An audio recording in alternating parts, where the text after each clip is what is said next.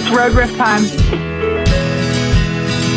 Low tire pressure. We just filled those up. Welcome, everybody. I just told Elise Rich, my amazing podcast producer, earlier this week that I would have an episode for y'all on Sunday. And here it is, Sunday morning. And I had 2 ideas for episodes, and I've had some really interesting, unusual... Let me take out my earring because we know that will make noise.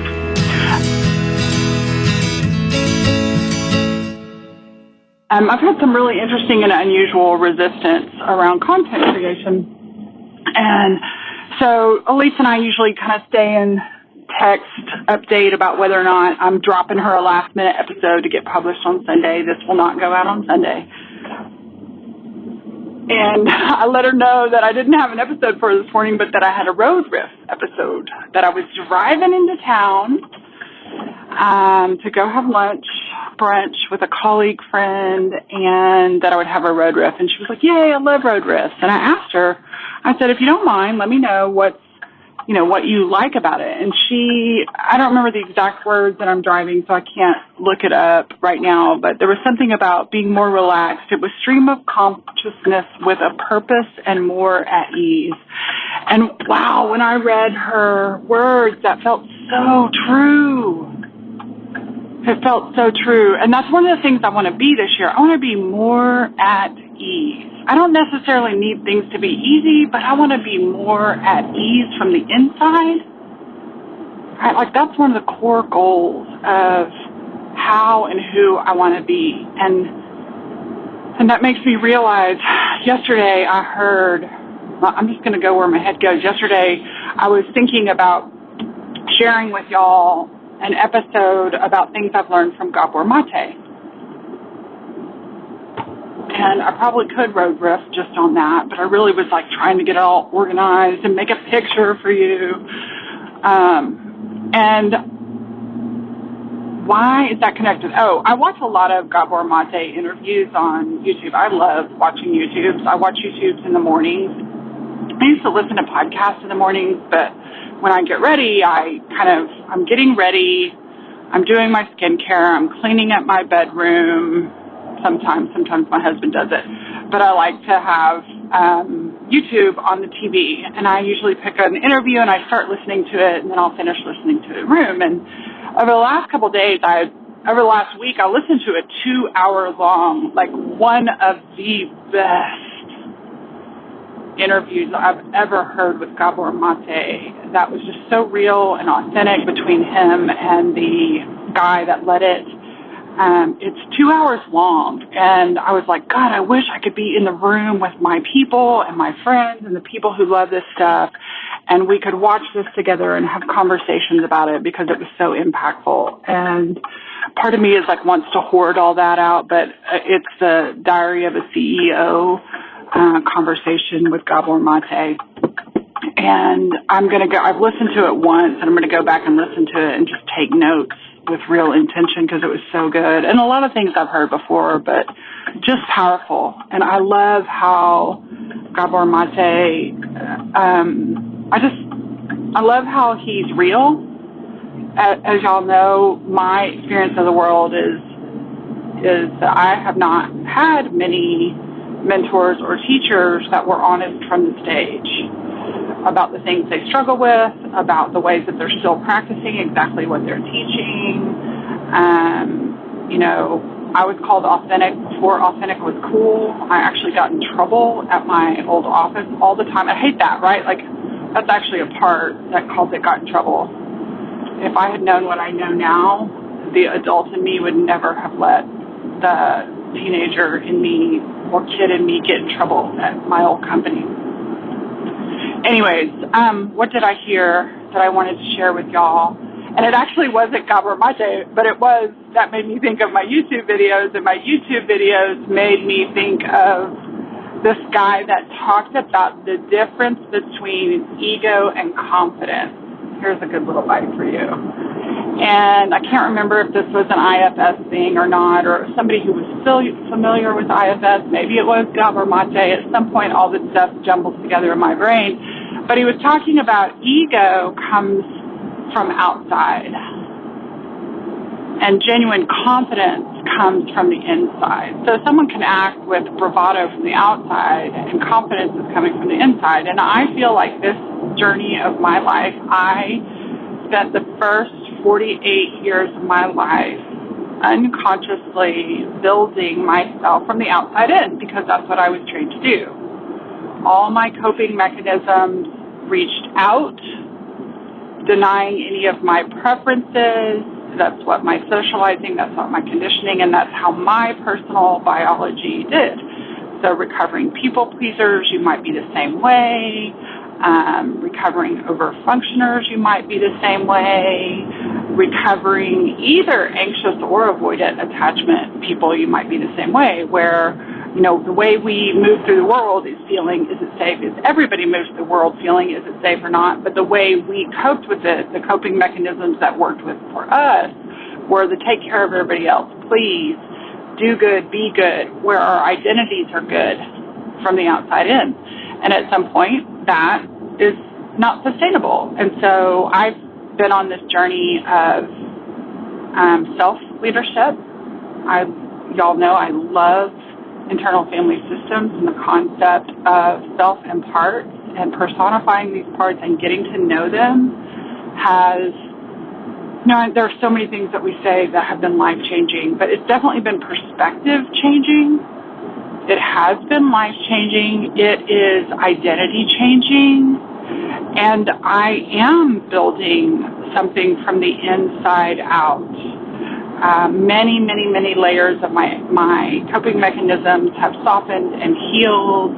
I am becoming more boundaried. I am more grounded. Ease, right? Like, I am feeling more ease. Now, listen, I also still struggle. Another thing I heard this week, I think it was on TikTok. If y'all don't know, I love TikTok. And I feel so awkward over there, but if you're on TikTok and you follow me, anytime you can leave a comment or watch longer than 60 seconds of my videos, it helps me. It really does help me. For the first time ever, y'all, I've been creating content since 2008 on social media. And for the first time ever, without selling you some fucking product, but by just being me and creating content, TikTok is now starting to pay me. I've only made $5, but I don't have to, like, be what I call the dancing monkey.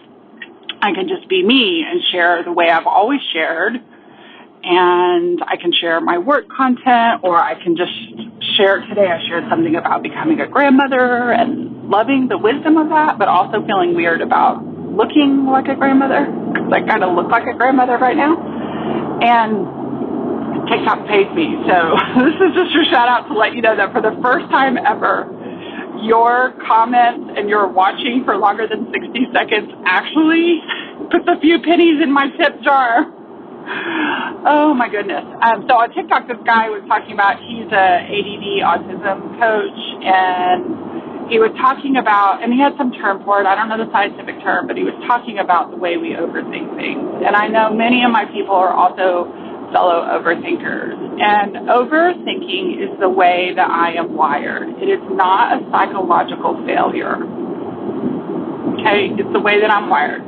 The way that this little body and this little human being and her mind, body, spirit navigated the world within her biology, right? So the biology of the way we work and the chemistry equations and the science of psychology is such a huge awareness for me in the last 2 years of what I call the math equation or the chemistry equation. And I'm unraveling from this toxic individualism mindset that we've all been taught, especially in the personal growth world and personal transformation. And so I'm going to back, I know that Gabor Mate's most recent book, The Myth of Normal, the concept of the myth of normal is, you know, we're all we are all, sorry, I just got a text and it surprised me. We're all feeling like we're crazy, but the world we're living in is crazy. Like the response that we all as human beings, that we're having to late stage capitalism and lack of community and excess of information and all the other things that bother humanity in this day and age, in this modern society, that's not normal. And our bio bodies, our physiology wasn't made. And I remember hearing one time somebody talk about it takes 12 years for change to adapt in our societies. And these days, so like when fax machines came out, it took people 12 years to really like integrate. And I don't mean just use it. I mean like it become normal, which means it's no longer an unconscious threat because it's something new we're using. And, you know, you put out, I bought an iPhone 15 for Christmas with my Christmas money and traded in my phone. And already the iPhone 15 is obsolete. Like the change is, it's not just about having the latest and greatest, but like our bodies weren't made for this much information. And so his concept is, you know, that the world is not normal. And so, you know, the last few years, and especially the last year and going forward, my coaching and my personal development will not deny the fact that we are not independent of the systems we live within. And I realize that the systems that we're in, and then you add religion and personal development on top of that, and there are good and bad things of both. Good and bad is not the right word. Helpful and unhelpful, but there's a lot of unhelpful. And the unhelpful of toxic individualism, it's all within us, is bullshit. And yet it feels so good. It feels so empowering to believe that we have that much control. And the more I think into being human just as an experience, but then also the more I understand about the science and biology of being human, it is shattering a lot of the stories that I wanted to believe. I think some of my friends that knew me from my spiritual years look at me when I say, you know, I'm not into this and I'm not into that, and they look at me with their eyes all, you know, and I have reasons and I'm open to conversation. Whew. Let me take a sip of my drink. I noticed I felt a part of me that just wants to be liked and loved, right? Those are those old parts. And I am going to go ahead and do this work right now in the moment out loud and take a breath and a sip of my green juice, and I'm going to remind all those parts that I'm here for them. God, what human doesn't want to be loved and cared for? And that I will always love and care for them, even if people think that I'm cynical or negative or, you know, defying all these metaphysical, spiritual teachings, and that I will never leave the parts of me. I will never leave me. I will be here for me. So any of you know that going through a big change and a big identity shift, right, it comes with some rejection. It comes with both the rejection of me and me rejecting other people. I have terminated and closed out friendships that no longer resonate, that are not healthy for me. I have changed a lot of things, but I've had to look at my identity as a good person and then my identity as a responsible person. And I am in no way saying be a victim of what the world gives us.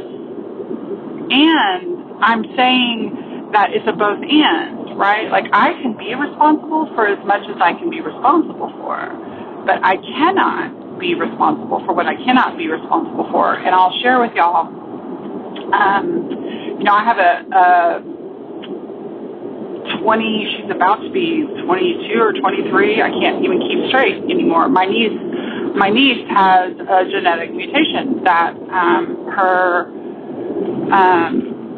disease it's not a disease, it's a condition, a genetic mutation of her X chromosome called Rett syndrome. And this is a super extreme example, and I can see examples that aren't this obvious in everyday life in the coaching industry and in the wellness industry.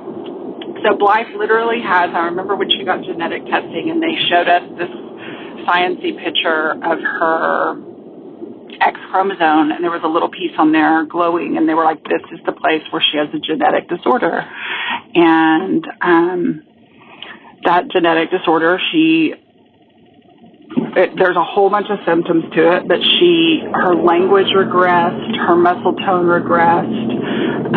She is able to walk miraculously. They thought she would never walk. She does walk, but she also uses a wheelchair. She is not able to, she uses a feeding tube. She's only able to walk when somebody can, she's really tall now, and she's an adult, and if she falls and hits her head, it could kill her. So that's why she uses a wheelchair. She does not have verbal language. She does communicate with a computer, and it's still a language you have to decipher, because a lot of times the words are delayed, or the words are, she has a disability. She is disabled. And early on, there were members from my sister's church that were like, if you have the faith of a mustard seed, she will be healed. And that is so dangerous and damaging and toxic. It's so, and whether it's faith or whether we're talking quantum physics, I'm just not here for it. And I'll never forget hearing a colleague say about their ADD, because when I got diagnosed with ADD, a lot of things made sense. And imagine, this is kind of what the theme of this podcast is. I am unraveling the being so hard on myself, except for, y'all, I have been hard on myself my entire life. But it is my hard on myself. I actually asked my therapist a while back in December or November. I took some time off from therapy. And I asked him, I was like, hey, what would you say the theme of our last 2.5, 3 years of work with is? Like, what themes do you pick up? I know what I bring and what I see from my perspective. And he was like, well, I see that you are really hard on yourself. And I was taken aback, y'all. I was like, what are you talking about? Because I don't use directly mean language to myself. I don't say things like, the proverbial inner critic, like, you're doing it wrong, or, calling myself name. I don't do that. But I listened to him, and I realized, oh my gosh, my hard on myself parts, those protectors use very uplifting, positive, encouraging language, and they are relentless. They remind me of, like, a character in British historical fiction, how the grandmother is always acting so pious and loving, but she's really hard and evil. And I realized, even with this podcast, is a good example of ways that I'm so hard on myself, the ways that I have certain parts of myself that are trying so hard. And they want to be good, and they want to be good at what they do. And then they get really frustrated when something is hard for me. And when I say hard, it's usually not a technical aspect, it's usually a capacity or energy aspect, or it's a cognitive thinking executive function aspect. And those are absolutely parts of having ADHD. And then I can't remember if I told y'all in the last podcast or not, but it was fascinating to find out I have my own genetic mutation of my vitamin D receptor. I have a mutation from my mom and from my dad. My vitamin D receptors do not function at full efficiency. And when you Google search vitamin D deficiency, that is directly linked to dopamine deficiency and energy and vitality. And all of these symptoms are the exact same symptoms of depression. And when I saw that, I recognized, I was like, oh my gosh, my body chemistry default, like the baseline of my body chemistry is depression. And, or not depression, but is all these symptoms of low vitamin D. And so I can do all this inner work. I think I even have some podcasts. I need to listen to them and see if I still believe in them. Like, I can do all this inner work. And I can do inner work with depressed parts. I definitely have depressed parts. But I can do all this inner work, and it's never going to change whether or not my vitamin D receptors work. In the same way, no prayer is going to undo a genetic mutation for my niece. And to excommunicate or shun my sister and her family because they sought medical help is fucking insane.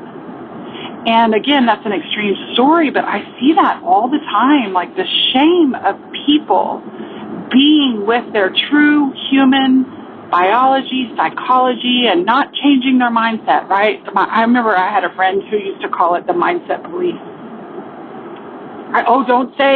Don't say anything about aging. And so that's another one. I've had a couple of friends, God bless them, they have the right to do whatever they want, but I'm not on board with it. And they're like, I'm not going to age. And I'm like, okay, good luck with that, right? Like your mind can stop your body biology. And I guess the only way to stop yourself from aging is actually die. And that's certainly not something I'm going to wish on myself. I'm not afraid of death.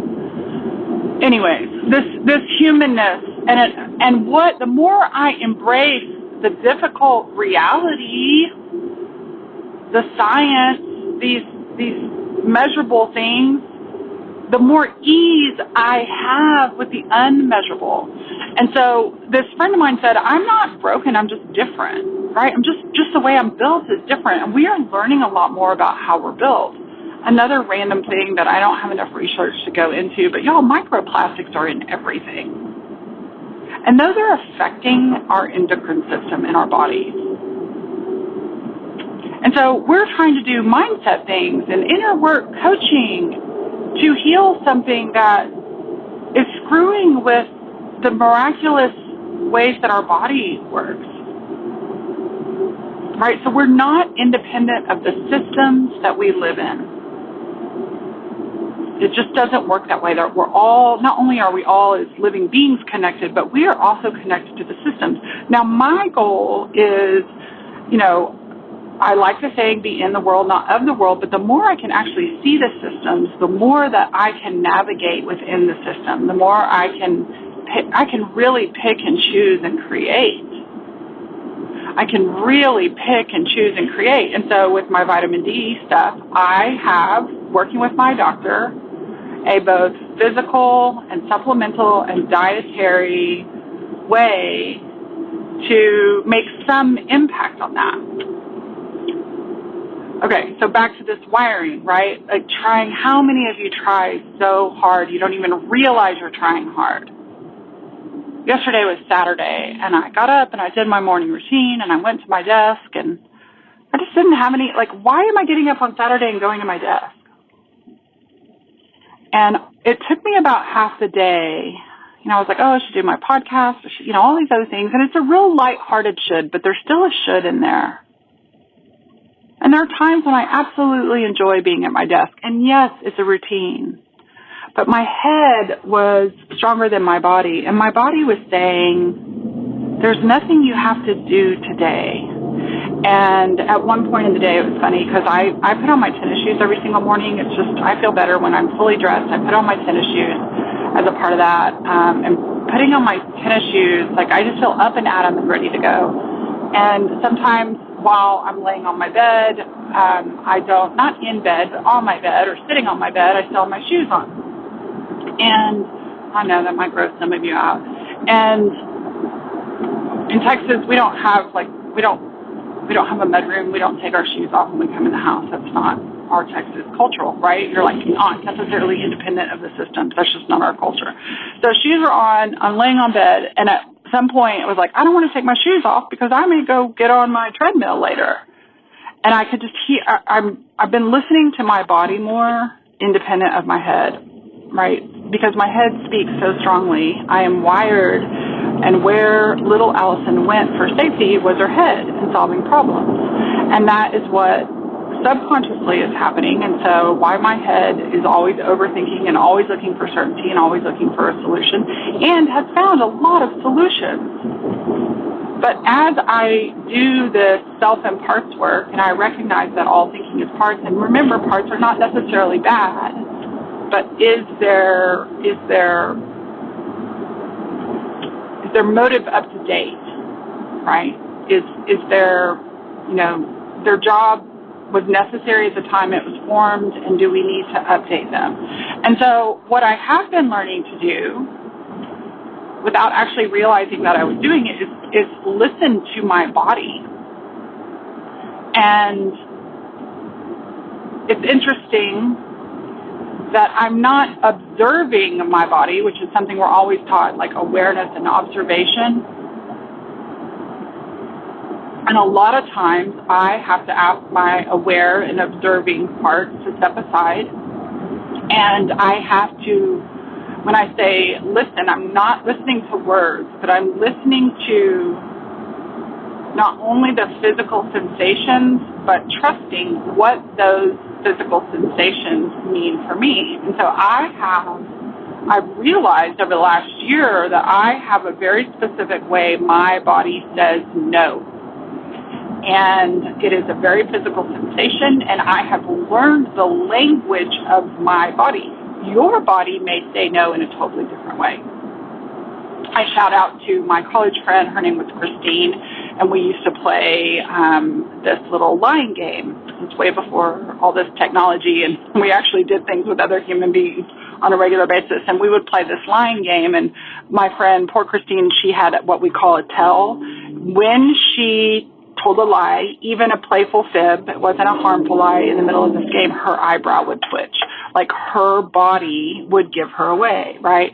And so I've been paying more attention to the sensations of my body, what those sensations mean. I've been more curious about my body. I've been more curious about, things like my shoulders. Is this purely clinical and physical, or is there an emotional component to it? There are some times when I get the sensation that something is purely clinical, and sometimes when I get when I say sensation, I mean there's a physical sensation and there's my interpretation, my intuitive knowing of that.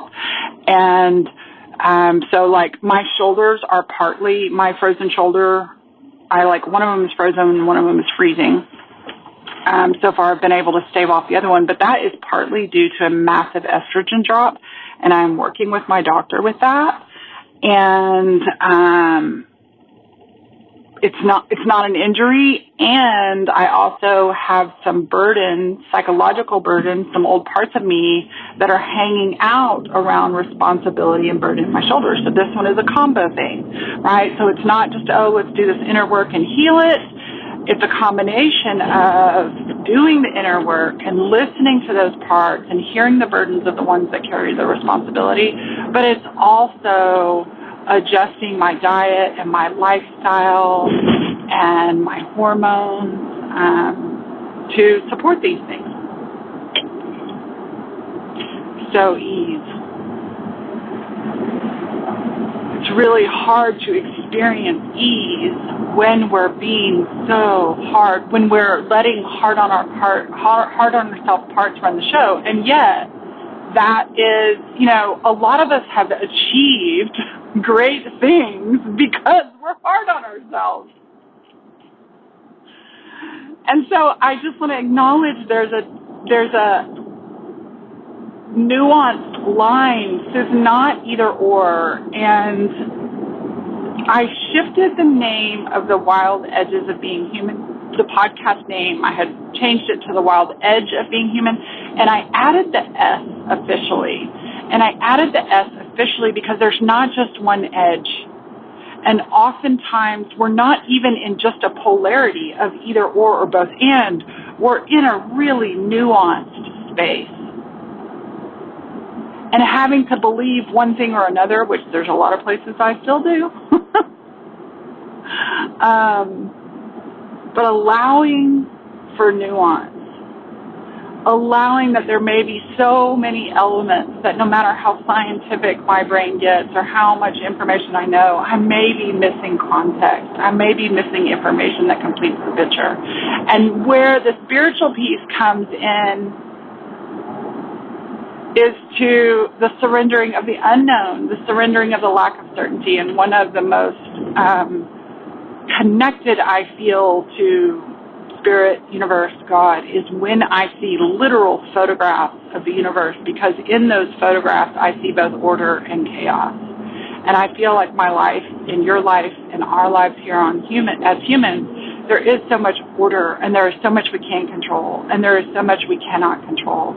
And on top of what we cannot and can control, we need massive more doses of self-compassion and compassion and care for others, independent of what the hell is going on.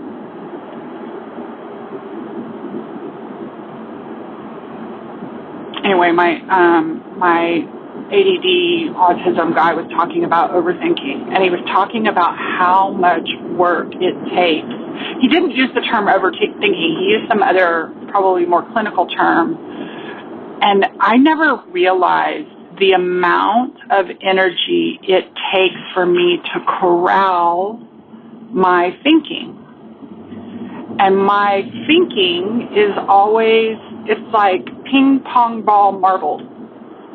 And I told my writing group peers the other day and friends, I was like, I feel like I am lugging around a bunch of marbles. Imagine a pillowcase full of marbles, like a king-size pillowcase full of marbles. And then to get ready to create something for work or to do a podcast, I have to put all those marbles on the table outside of the pillowcase.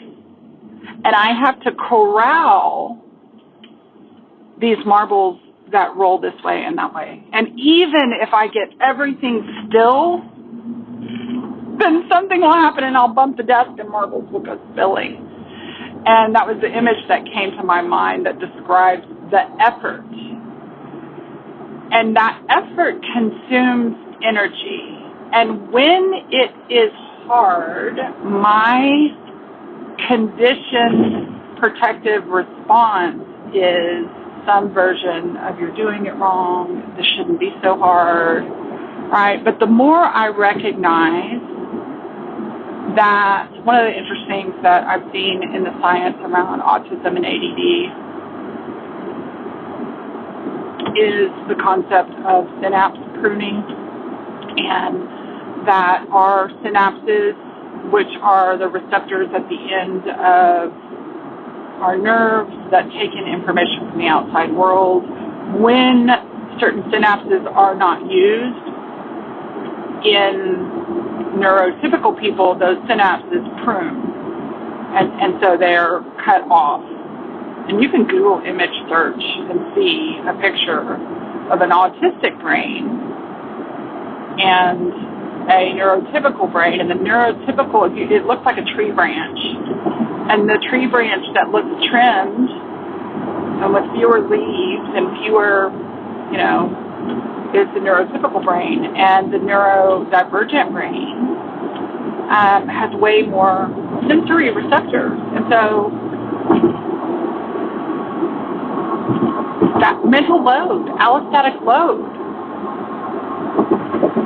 highly sensitive people. And even although all these things are happening in our brain, they take and consume physical energy. And then we have a response to them, and to manage that response consciously instead of automatically, right? And so for me, the conscious response is, I am working with and having compassion and holding space for the very hard on me part. And then when those parts relax, I have other parts that come in and say, well, if you're not hard on you, you'll get nothing done and you'll turn into a lump of coal or a blob on the couch. And there's elements of that are true. If I'm not so shameful and hard on myself, I very well may produce less. But why was I producing in the first place? Right? And so then, to soothe and take care of this one part of me, it brings up a whole entire other parts conversation. I know, this sounds so fun. Don't you want to come work with me and have these really, complex, multi-layered parts for conversations? And what's happening is, through time on task, spending time with me, spending time with these parts and whoever comes up, and just doing the imperfect work from this lens is, I don't necessarily see the Amazon Prime results, but I look up and all of a sudden I am more compassionate with myself and my body feels stronger and there is more space cleared and I'm able to notice more quickly when I'm not, quote, in alignment or when I'm not self-led. And instead of shaming myself, it's interesting to watch. It's like, it's like if you're lifting weights for a muscle memory, you go look in the mirror and you don't see a change, but over time you do see a change. And over time I have definitely felt more strong. And it's interesting because the boundaries that I've been having in my life of what I'm available for and what I'm not available for have shown up organically from the inside out through confidence, not ego. Right? Like that guy said, ego is from the outside in. Ego is the way the outside world taught me versus the muscle memory from the inside out. And I've done so much, unconscious growth and learning and been in the petri dish of all the things I'm supposed to do instead of getting to know my inner wisdom.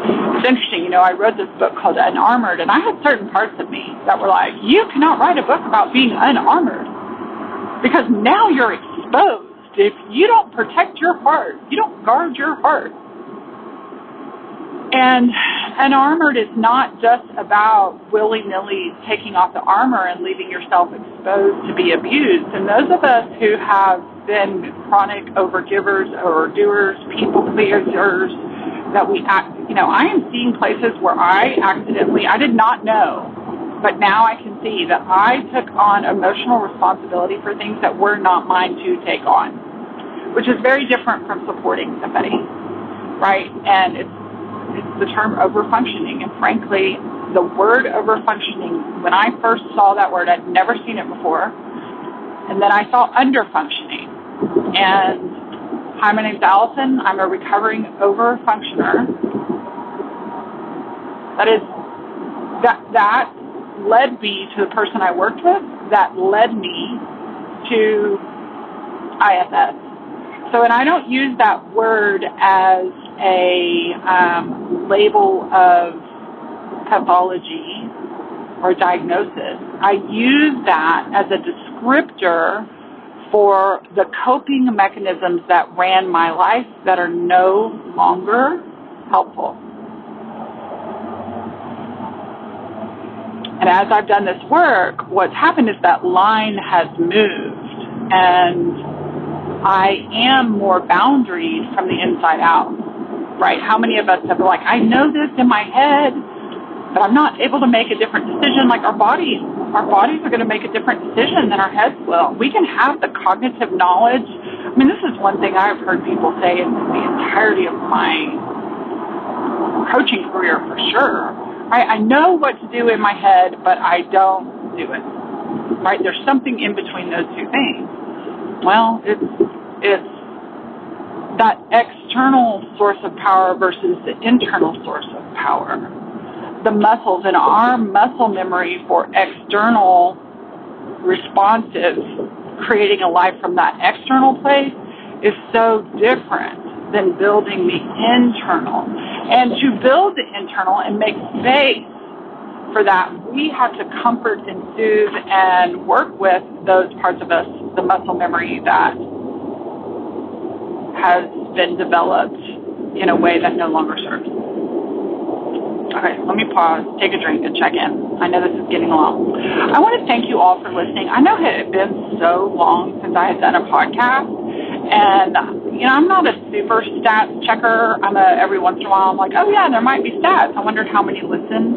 And actually, before I recorded this, you realize that just in the last 3 days, not in the last week, I didn't even click the button to see all week long, but in the last 3 days, 1,000 of you listened to this podcast? What the what? I have no idea who is listening to this podcast, and it made me think, this is how my brain works. It was like, oh, you should create a little forum and take a survey from your podcast people, or have some forum where they can do all these other things, and my brain immediately got tired. But then I did have, this still, small, calm, peaceful inner voice that said, you could get help with that. You don't have to do it all yourself. And so last year when I closed down my membership program, I also told Amber, who was my assistant at the time, that I was going to pull back from a lot of my expenses in my business. And I'm bringing her back on slowly, starting with Camp Cultivate. That reminds me, Camp Cultivate is coming up. The tickets are for sale. I don't know that there's a link to my website, but there is a link on Facebook, and I sent it out to my email list. I'll have to put that on my website. I'll have to remember to do that. But if you'd like to talk about coming to Camp Cultivate, I would be happy to visit with you about it.